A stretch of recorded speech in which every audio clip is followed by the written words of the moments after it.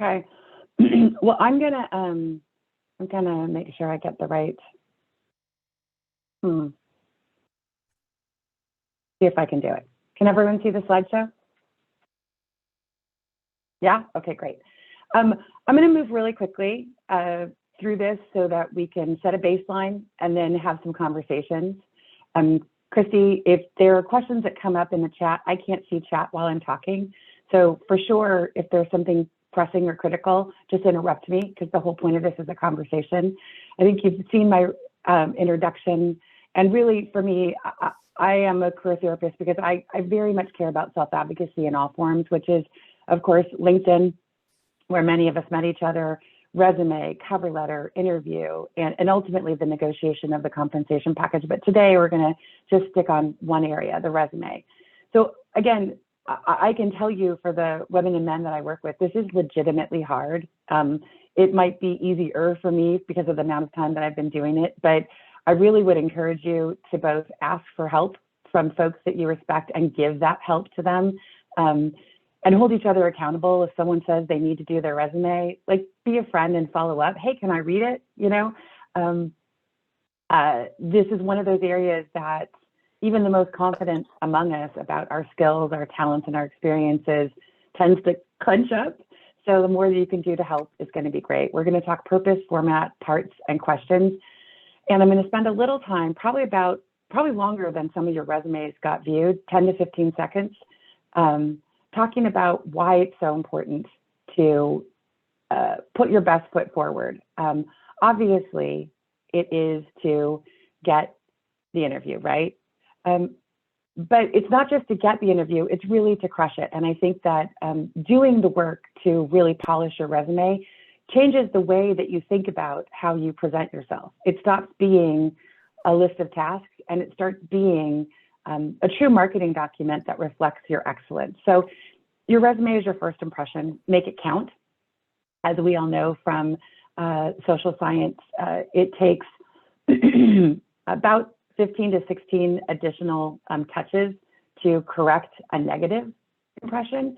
And a neutral one, or a resume that's hard to read or hard to follow or difficult visually to consume, puts the burden on the reader. And for sure, whether it's a recruiter or a hiring manager, you want the burden to be on you to do the presentation, not on them to wade through it, right? Again, you're going to be advocating for yourself meaningfully, promoting your skills and qualifications, and ultimately, because you will have paid attention to the job description and connected it to your experience, your skills and achievements, you're going to show why you're the best for the job, or certainly qualified for an interview. Now, all of us are old enough to know what the basic anatomy of a resume is, so I'm not going to go into that. But I will spend a little time on this idea of a list. And most of the resumes I see that fail because they are a plain list, right? And I agree with you that a resume does have to list, in some ways, your talents and skills. But is it just a list?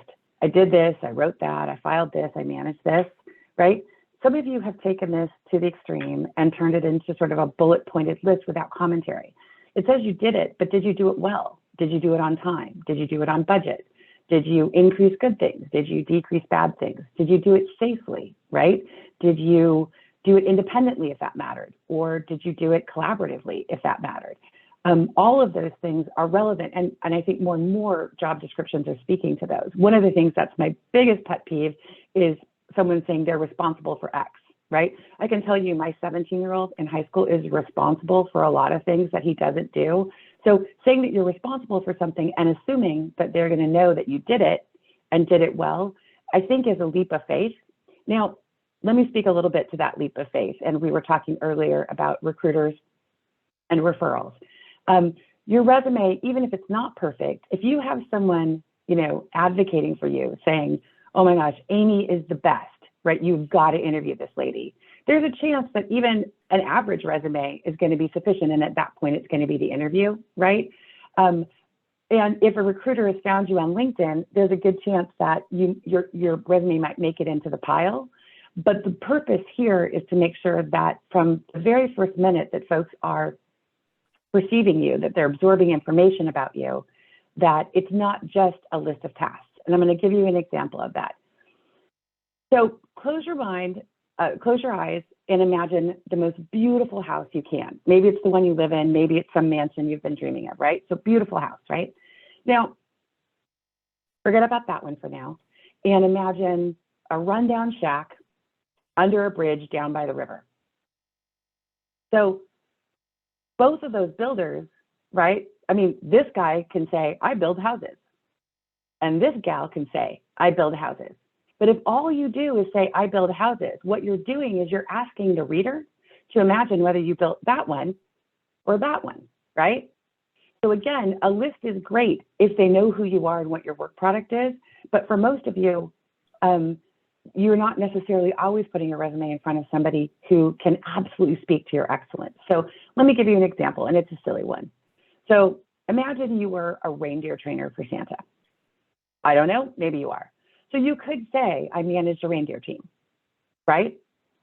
But is that really telling them everything you did and the important role you played on the overall team? Nope. You could say, you could give a little detail. You give them a scope, right? And give them a purpose, why you did that. Or you could give them a little bit more concrete, rank it in time, and let them know you met the deadline. Or you could really go whole hog and say that you worked with senior leadership, Santa himself. You managed the team, you ensured an on-time global delivery, you met a make or break deadline, and you increased total toys delivered, which based on all that I see with my friends with kids, it goes up every year, right? So again, are any of us reindeer trainers? No, but how many of us have things in our resume that look exactly like the first example, right? So is there a perfect way to speak to what's in your resume? There isn't, right? We're all unique people. We all have unique backgrounds, and we all want to emphasize different things depending on what the job goes for. The job is being described as, or the qualifications they're going for, right? So I can say though, there is sort of a formula, right? Where it's relevant who you're working with, right? What you did, verb and object, what the specific result was, and what the impact was to the team. So it's true that you could say you conducted legal research into employee and independent contractor designations. Absolutely true. Like, again, and just I want to make the point here, I expect every word on your resume is going to be true. Like, that is the absolute baseline. But version 1 is true. Guess what? This one's better, right? You worked with the chief HR officer. You realigned the framework for analyzing independent contractor class. Do you have a question? Okay. So again, another way to look at it, but the second explanation is so much more rich with detail. First, you're working with senior leaders. Second, it tells you how it makes a difference. You made this change in response to law, meaning you keep abreast of it, and it resulted in reduced claims and associated litigation costs. So here's another one, right? Not necessarily with a specific person, but maybe, again, a lot of my examples are legal because that's what I do. Maybe you develop templates, negotiation, and issues escalation process, which of course is totally true. But take a look at a better statement about what you did. You handled an increase in contracts with no resource increase. You streamlined, you equipped non-attorneys to do the contracts, and you established an escalation process to ensure suitable review. Again, not every entry is going to be 4 lines long, but I'm showing you sort of the play between a straight list and what a meaningful statement of accomplishment is. The reality is being specific, not just listing tasks, is really important for the reader, right? If you're making money, that's really easy to quantify and be specific. But if you're not making money, you can talk about how you save it, right? How you saved money, right? And after all, time is money. So to the extent that you streamlined something, you made it more efficient, you made us more compliant, you decreased hold time, all of those things are money. And as the more specific you can be, the better. Again, where you're not talking about an overall process, but generally you're talking about being very busy with something or talking about high volumes, because oftentimes descriptions talk about, high volume, fast paced. Instead of just stating that you handle the task, give them a sense, right? Instead of, write many, write 25 news releases in a 3-week period under daily deadlines. Again, the second version really gives a sense of the high pressure, fast pace, right? Instead of reaching performance goals, give them a sense of what it meant to reach your performance goals. So in all things on the document, really consider whether you've appropriately highlighted your qualifications and competencies relative, always relative to the job description. And again, we are people who approach a document the same way. And visually, we're going to watch for things that stand out. Have you directed the reader's attention to the most relevant experience and accomplishments? I've looked at resumes where the job description is for a particular type of role, and the person doesn't start talking about that skill or experience until the third or fourth bullet point, right? So it sounds like we've got folks. Can we get, can the administrator mute everyone? Thanks. Again, the whole point of the resume is to set you up to tell powerful stories, because the goal is to stand out. And this is a sales document. So the point is to delight and interest, right? Not to be exhaustive. So longer is not better. My general rule is 1 page for every 10 years of professional experience, no more than 2 pages, at least for the body of it. I'm okay with someone's presentations or someone's publications. Certainly in academia, it's a different framework for it. But typically you should try to hit the mark on 2 pages. And that's really important, because what it says is I'm able to synthesize, I'm able to communicate succinctly, I care about my reader's time. I read a resume the other day that was 4 pages for somebody who was 14 years out of school. And I was like, that just tells me I'm too lazy to edit, right? This isn't a CV. If you were in the EU, it would be very different. And although all of us should have references, there's no need to include, references available on demand. Of course they are.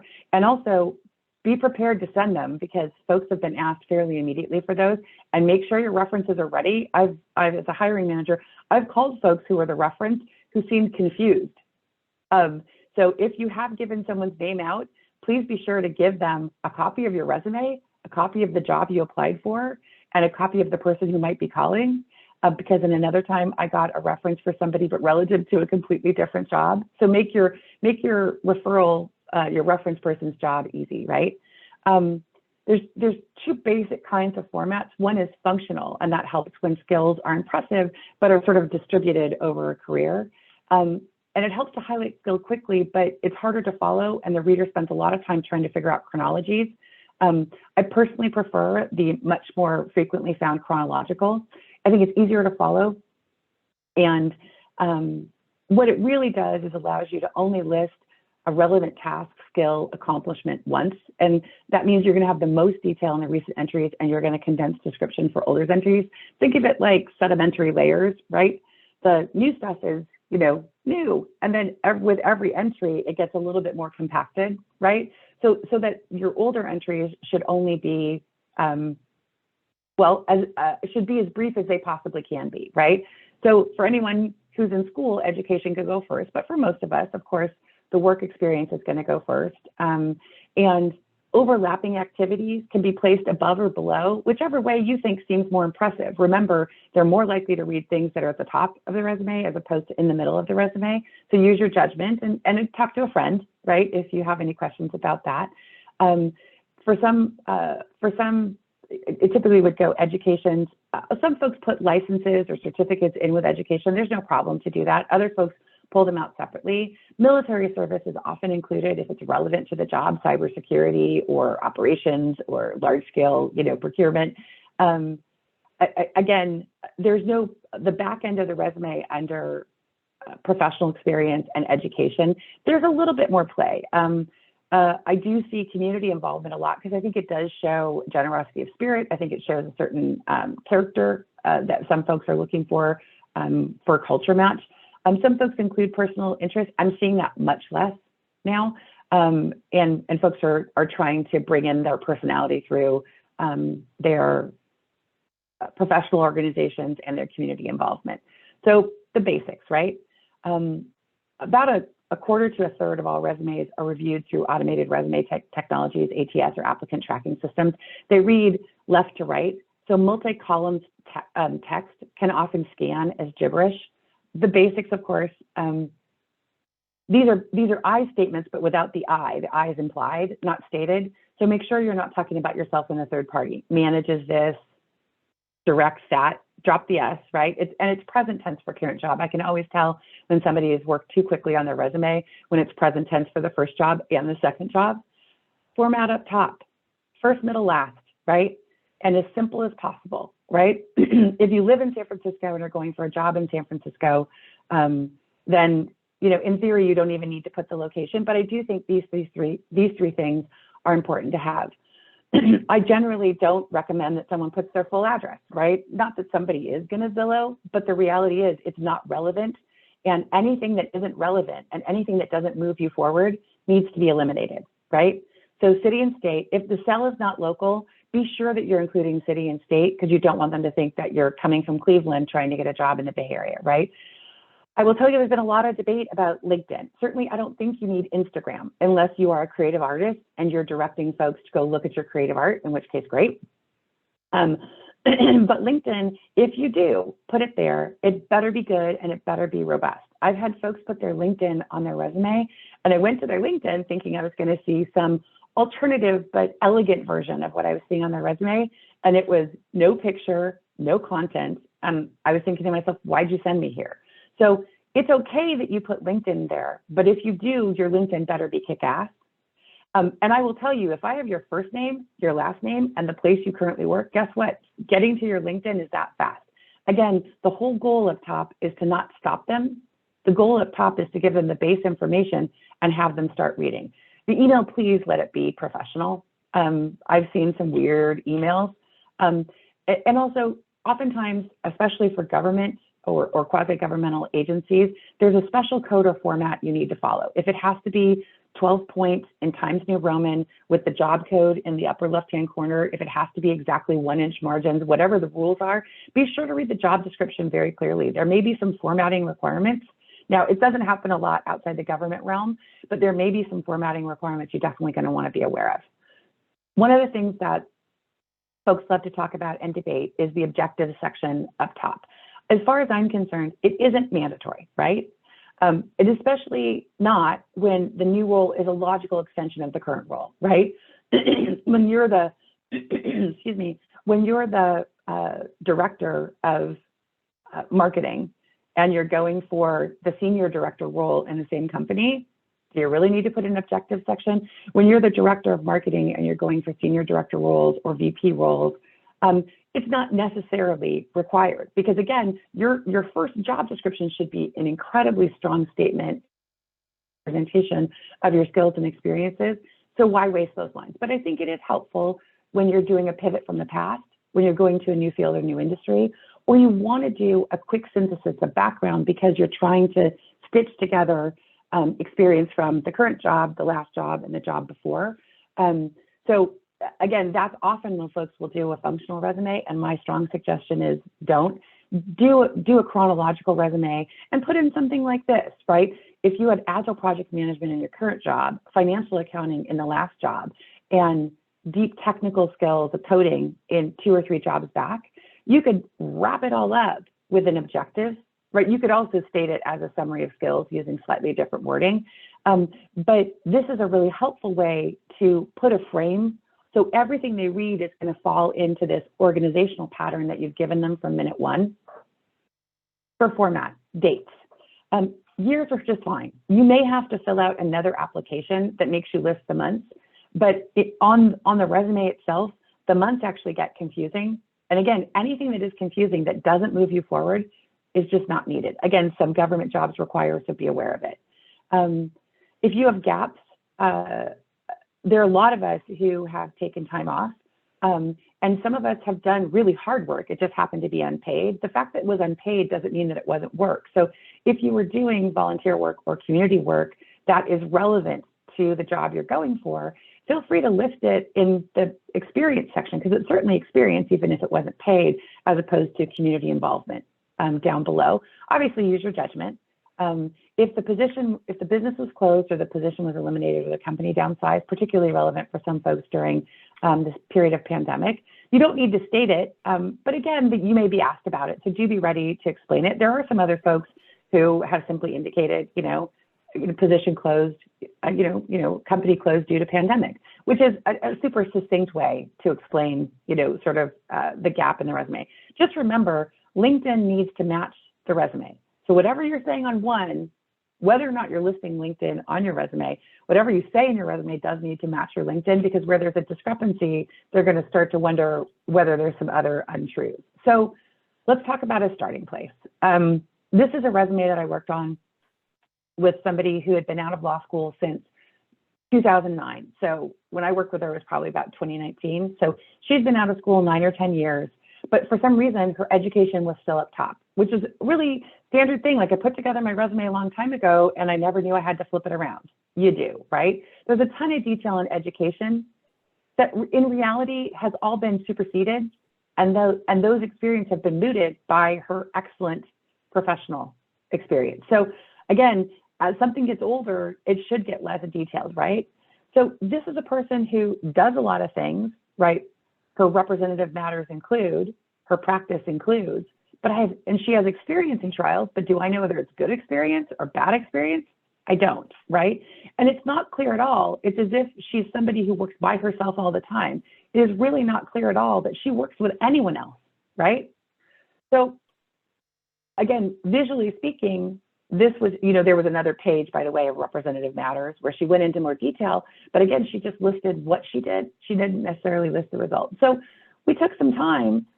She was looking to go from a law firm to in-house. So we took some time to put a statement up top of her summary of expertise, right?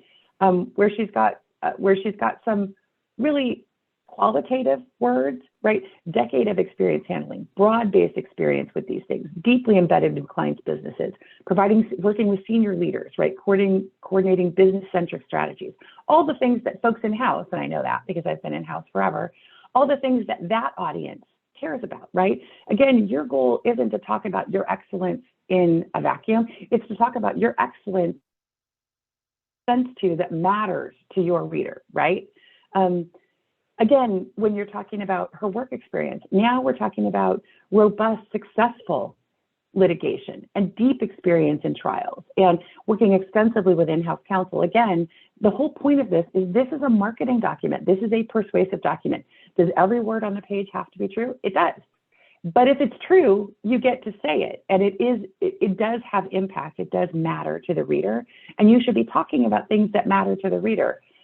Because I had a friend who said, well, Sue, I listed all the stuff I did, and when I get the interview, I'll explain it. And I said, you know what? If you don't explain it on the resume, you may not get the interview, right? There's a lot of folks who, they think that they're giving the reader everything they need because they're giving them all the ingredients, right? But if someone invited you to Thanksgiving and served the ingredients on the table, you'd say, well, that's great, but are you going to cook it? Are you going to serve it, right? And what I want you to do is think that you're not just giving them ingredients, you've really got to give them a ready-to-eat meal, right? Everything is ready to go and really designed just for them. So I'm going to get back to another resume. Some of you are in love with bullet points, and I do think that bullet points have their place, but sometimes it absolutely is death by bullet point. It's like my eyes are being stabbed. Every major entry should be framed with 1 or 2 sentences that sum up the main responsibilities and the main impact, right? Because you've got to assume that may be the only text they read. Sometimes you read the summary and 1 or 2 bullet points, and if you're not captivated, you stop reading. Don't assume that they're going to carefully read each bullet point. They're going to hold each one of those thoughts in their head.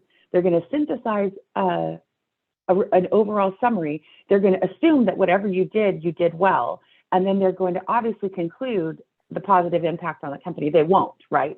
This is just going to feel like someone doing this to them.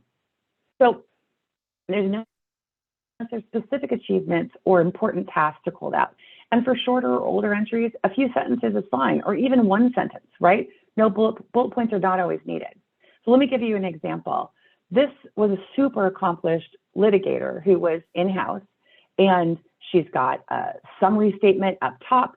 She's got her core competencies, and by that time, and then it starts to be crazy time. She's got some incredibly specific results about billions in savings and $15 million settlement in their favor. But it's visually hectic. It's hard to read. There's very little negative space. It's all words, right?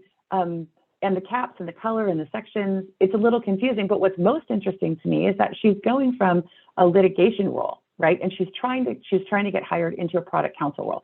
Very different thing. Obviously, both people need to be aware of risks, right? But if you're going for a product role, to not have taken the time to recharacterize where you can, truthfully and appropriately, yourself as a product attorney, is really missing the mark. So what we did was we worked with what she had, which was some incredible experience, right? All of us have gotten to this age, and we are smart and hardworking and excellent, but they do need to see it, right? And you do need to make it easy for her to see, or easy for them to see. So we have a summary that makes it easy for them to see who she is. And we've embedded her competencies in the words that we want them to read, right? We've used categories to speed their understanding and created space on the text, space on the page to make the text more readable. It's a little bit more open. And the bullet points support, but they don't dominate. And it's clear, right, that she's going for a product role. So that's the goal. The goal is to make it clear to the reader. So it's true that content is critical, but visuals matter, right?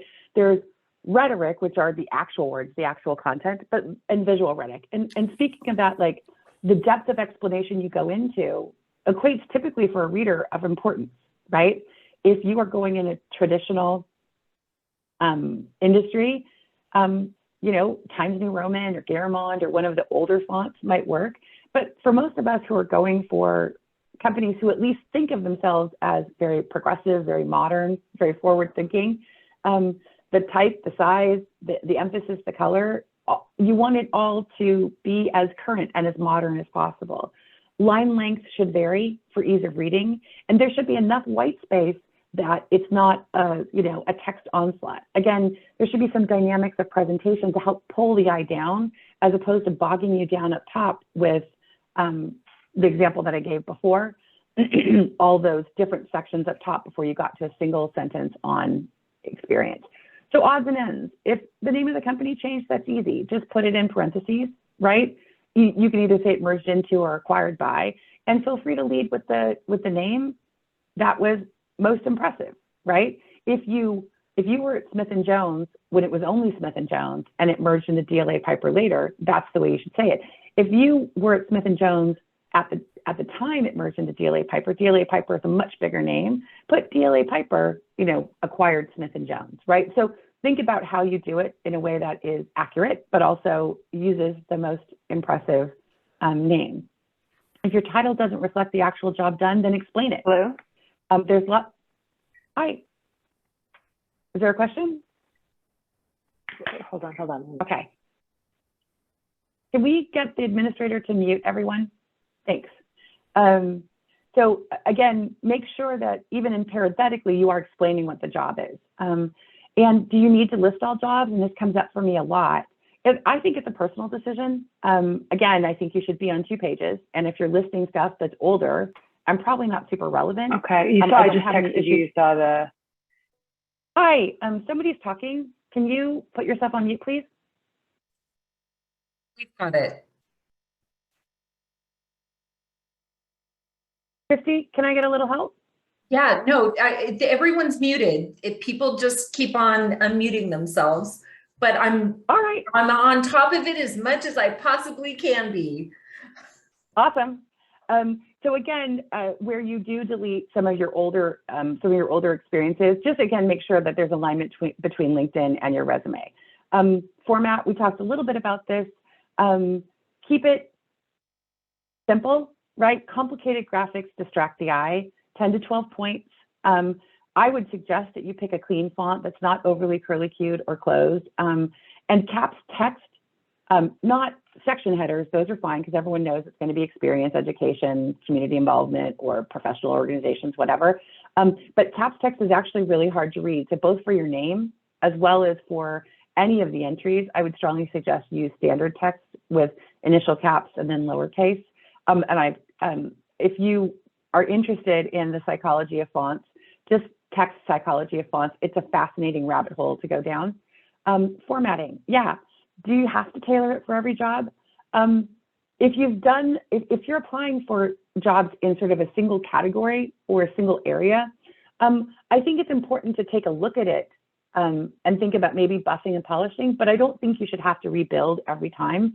But this is one of the reasons that I would ask you to do it. Like in the software world, some people call it cloud computing, some people call it software as a system, some people call it, hosted software, right? People call it different things. So if you've used a certain terminology in your resume and the job description is talking about the same thing, but using different terminology, that's one of those places where I would suggest that where it's relevant and accurate, you use the terminology they're using in the job description, because in case they are one of those companies that uses the automated tracking system, you want to make sure that your resume is as relevant as their resume, right? Again, where they're using keywords, ask, have I used those same keywords and have I used those keywords consistently, just to align with the posting.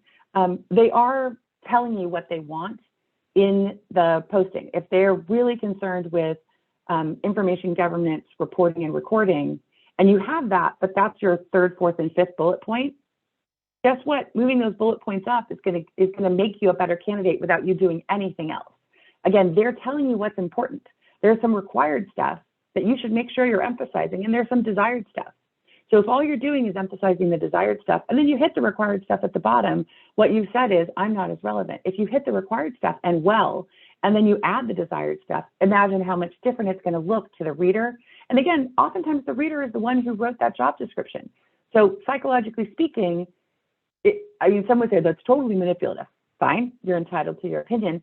What I'm telling you is, they've ordered up something from the waitress, and it would be like bringing them their coffee and their dessert before you brought them the meal they ordered. Bring them the meal and then follow up with coffee and dessert, right?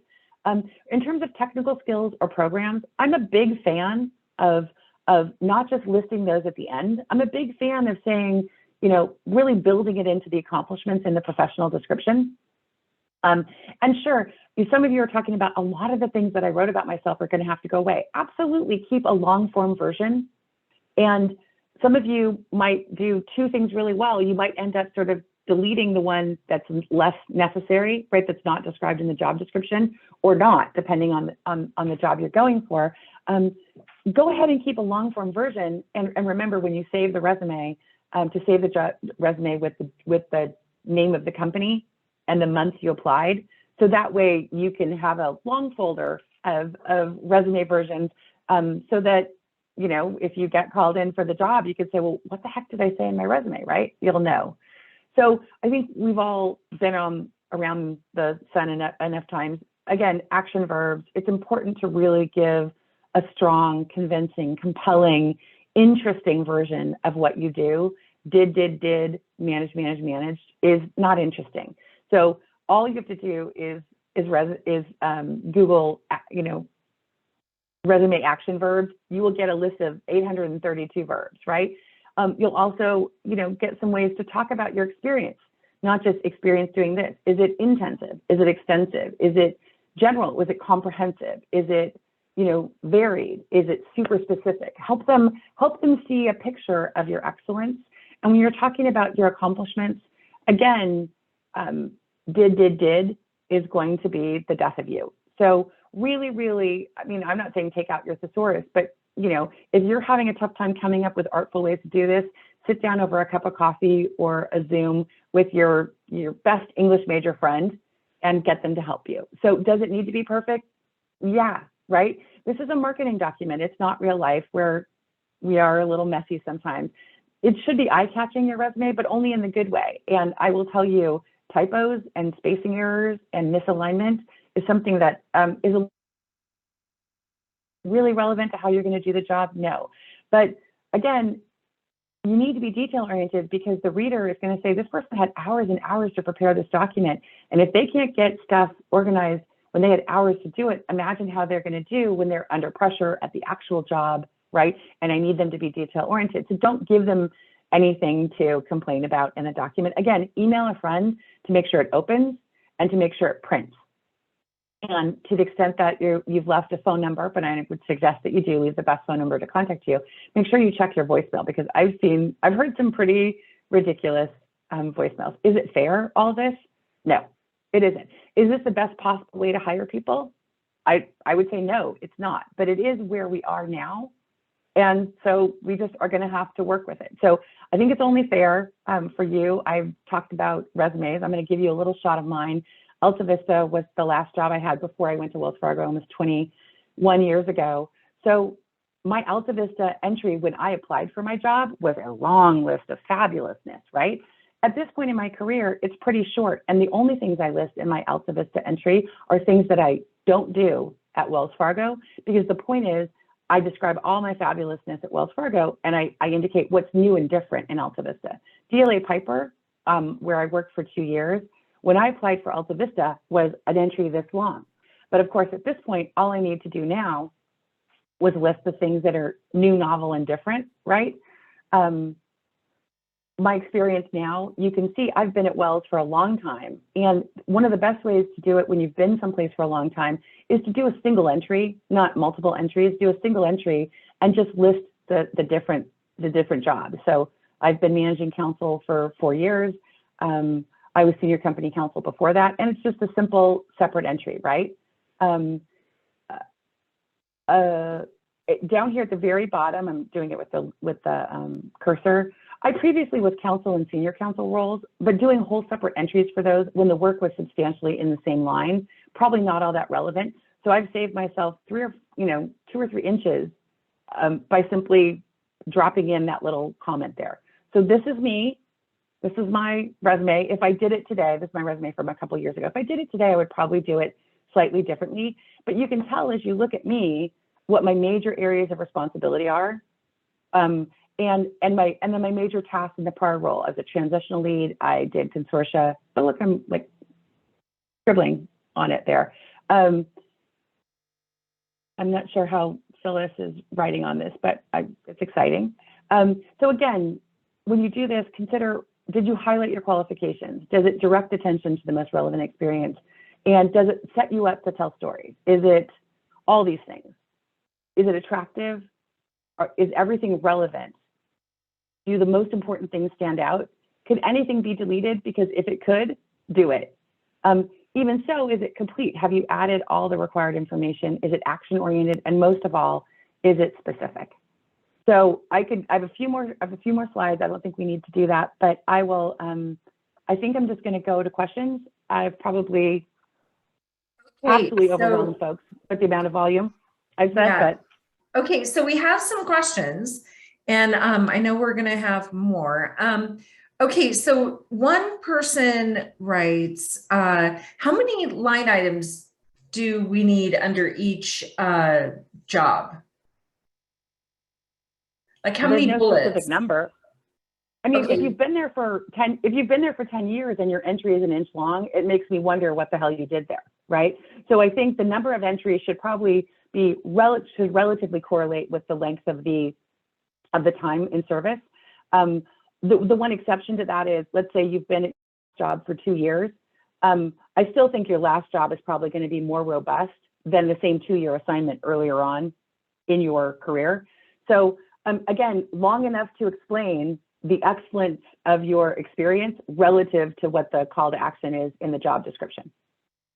There is no right answer. Okay, and here's another question. Is the cover letter still needed if not specifically requested when applying via email? Can the email serve the function of a cover letter? Absolutely. In the old days, I really do believe that the resume should stand on its own. I think there are folks who want to submit a cover letter. I will tell you, as somebody who does a lot of hiring, the cover letter is less interesting to me. I really care about the content.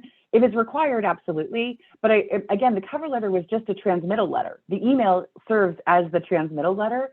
And I think if you've got a compelling story to tell, right, about why you think this is absolutely the job for you, then I think you should. I think there's some folks who shy away from applying to jobs because they get so hung up on the cover letter. I would say don't get hung up on the cover letter. It really is a question of, here's my resume, here's why I'm interested, right? Here's how I think I could contribute to the. Uh-oh. Sue, we can't hear you.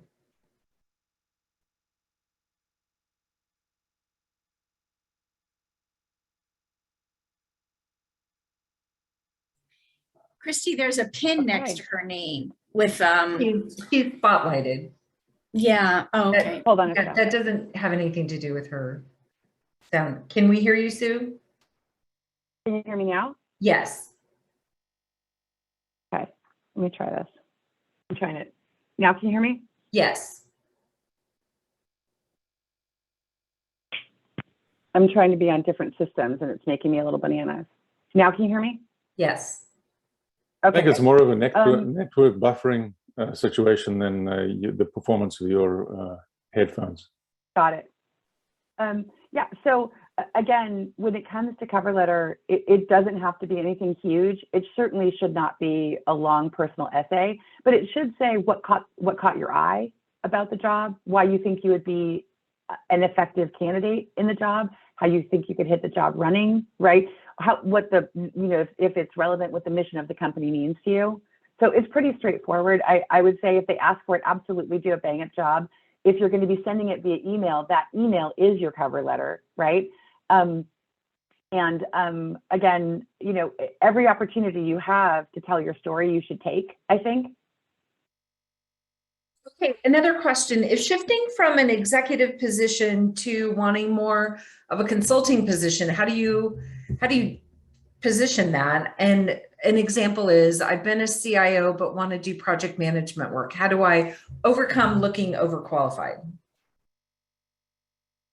I think you talk about your why, which is, I've been deeply embedded in a number of companies where I've helped the senior leadership team to achieve great success. But I realize what I love is the build phase, not the own it phase. So, and again, there's a way to talk about, somebody who is very experienced, who is interested in helping companies in transition, get to, this level of maturity or this kind of framework or whatever it is the consulting gig would be about, right? I think it certainly helps if you are affiliated with a company that does consulting, or you have a company that is, even if it's your own last name, consulting, because I think it helps them to understand that's what you do, right? So there are lots of folks who are self-employed doing consulting, but then, again, this is just a business registration, right? So I think the other thing is, talking to the people in your network about where you might be of service, because I think there are a lot of places where, you do a little something on the side, it's a little bit of a side hustle, and all of a sudden it's a real job, right? So I think it probably, the details probably depend on how to frame it, but I think you talk about, when you're looking for consulting, you stop talking about the job and the responsibilities and the skills you can bring to each of these gigs. Okay, another question. What about collaborative accomplishments where you were not solely responsible for the large dollar value you are showing as the result? Sometimes makes somebody sound like Superman and not realistic. That's fair.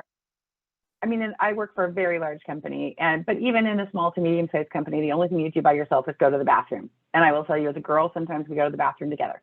So the reality is everything is teamed, right? Again, you need to say that you collaborated on a cross-enterprise project that accomplished this, right? I think there are folks who do solo things. If you were the only accountant, you did it, right? If you were selling this, then you sold it. But I think most of us understand in a larger, especially as the org gets larger, that you are part of a team. Now, every bullet point, ask yourself, if somebody pushed hard, could I explain this? And if you could explain it, then say that's fine. If you directed the activity but didn't do all the activity, of course you didn't, right? You had a team of 15 people, but you directed it. Did you code everything? No, but you were the one who set up the business requirements, right? So, or did QA or did whatever, I think it's important that every bullet point needs to be true, but it's also fair for you to claim part of the impact or achievement, even if you were not all 15 people. Okay, another one relative, kind of related. Does one need to refer to collaboration with senior leadership or C-suite if one was in senior leadership or C-suite? No, I think that's something that's going to be obvious from the title. If you were the chief something officer, I think you talk about the influence you had, the changes you made. I think you certainly can talk about your collaboration with the CEO. You probably are working with the board. So you're probably talking about collaboration, but just at a different level. Okay. And what's your view on writing thank you notes when you're interviewed by a group or multiple people? Do you think writing individual thank you notes is required? Do you send them to HR or the recruiter? If you don't have the emails, I think trying to find them on LinkedIn is a little creepy first. So I just want to get that out there. If you don't have their emails, I think it's fair to send a single email to, if you were interviewed by panel, to send an email to the panel, to the recruiter, and have the recruiter forward it on. Again, more than anything, it's just a nice touch, right? This is not how you get the job or not, but this leaves like, oh, that's so sweet that we got a thank you note. It doesn't need to be long or complicated. If you have their emails, I think it's nice to send it directly to them. If you don't try and hunt them down. Just send it to the recruiter and let the recruiter forward it on. Again, this is 1 or 2 or 3 lines, right? This is not something complicated. It too gets overthought the way that a cover letter gets overthought. This is just a nice touch. Have I hired people I didn't get a thank you note from? Absolutely. Have I been like, oh, delighted with a thank you note? Again, absolutely. So, you know, use your judgment. I think having a standard thank you letter that you change slightly, easy to do. Okay. How do you recommend handling dates on a resume if you are concerned about ageism? Do you remove them from your education and early jobs? Well, whatever you do, make sure you do consistently with your LinkedIn. LinkedIn usually wants to force a date on your education. So they can, I mean, make sure that they're consistent, first of all. I don't have a problem with someone dropping a date on their undergraduate or their grad school. But again, to the extent that their work experience starts in 2009, right? I'm going to assume that they finished college or finished their last educational experience around then. I don't have an issue with it, but to me, it always raises a question, right? Okay, so why are they not listing it, right? And again, there are all sorts of laws about discrimination relative to folks over the age of 40. That said, you know, that bias is there. I'm a big fan of put it down because frankly, they're gonna know eventually. And if that's what their bias is, I'm not sure that I wanna work for some place who's got that bias against me on day one. But people, you're gonna have to make this decision on your own. If you don't include it, then make sure you don't include your dates on your education. Make sure you don't include a job that's gonna tip off a date older than you'd like it to be. Again, you wanna pair off the back end, the last however many jobs of your experience, and make your educational line. I've seen lots of folks do a description of 15 years of experience and then write additional experience this year to this year and list it from the order of the most impressive employer to the least impressive employer. And again, you know, that is a super personal decision. Again, there's some industries that are more ageist. There are some industries that are more concerned about that. Quite honestly, it makes me laugh because you're concerned about whether or not somebody will stay, but I will tell you somebody in my generation is far more loyal, whether or not we should be, far more likely to stay, whether or not we should be, than these kids who are hopping jobs every 18 months. I was like, you know what, I am honestly so much better at that. That said, you know, there is that idea that only somebody 27 can do this or that or the other thing. So I would say use your judgment in light of the industry. I think this is when talking to folks who work in the industry, and again, to the point Amy made earlier, to the recruiter, a recruiter you know, would be a really good baseline. I can't speak to every job in every industry. This is where you're going to need to do some of your own research. Okay, so we have lots of questions and short on time. So let's see how many we can get through. What about gaps in your resume today? I spoke to that before. I think be prepared to answer a question about it to the extent that you have unpaid work that happened during the time frame that you didn't have paid work, and it's something that's relevant to your professional experience. If you were the accountant for, you know, $3 million a year, or the treasurer for a $3 million a year nonprofit, that's actual experience, right? It was unpaid, but it's experience. So be thoughtful about what you could include to bridge the gap, and then at that point, just be prepared to explain it. Okay, and then how do you list 2 positions with a duration of between 4 and 6 months due to voluntary career moves? 2 positions, but I mean, I would just list them both for the year, right? You know, company name, city, 2019, and then do a description, company name, city, 2019. I don't think you list the number of months, and that's the whole point of alighting the months. And they said, well, you had 2 jobs in 2019. And you say, well, this was a short-term gig. This was also a short-term gig. And then in 2020, I got a job for 2 years, right? So again, whatever you do visually, it should be accurate, but also something that you could quickly and easily explain and pivot back to the thing that you want to talk about. Okay, I think we've addressed everything. Anybody have one more question? I think we're good. Sue, this was really fast paced. Holy moly. I don't know about everyone else, but I think people are going to want to listen to the recording over and over and over again. What amazing content. Thank you. So great job, and certainly appreciate it. I would love it. I post on resumes and advocacy and this sort of stuff all the time. I would love it if folks wanted to connect with me via LinkedIn.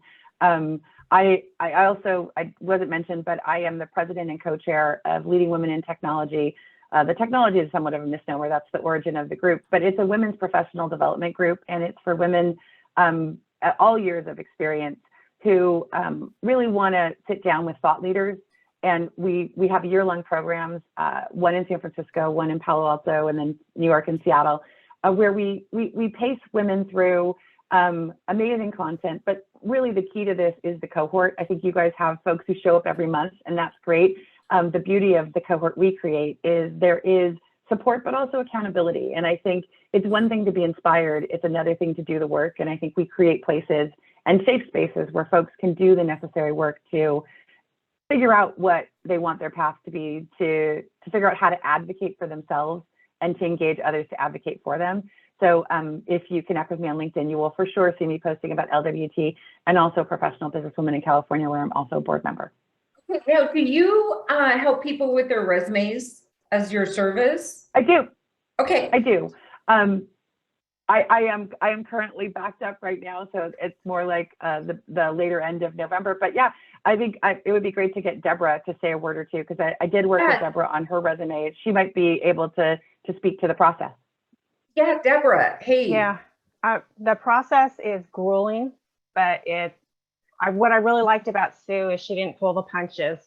So once we got my resume together, she said, okay, now let's work on your LinkedIn. She says, this is just a mess. And it was. And testimony to what she's done. I mean, if you look at the way my resume was and the way that it is now, it's when I first saw the way that she rewrote the same words that I had there. She just put them down differently.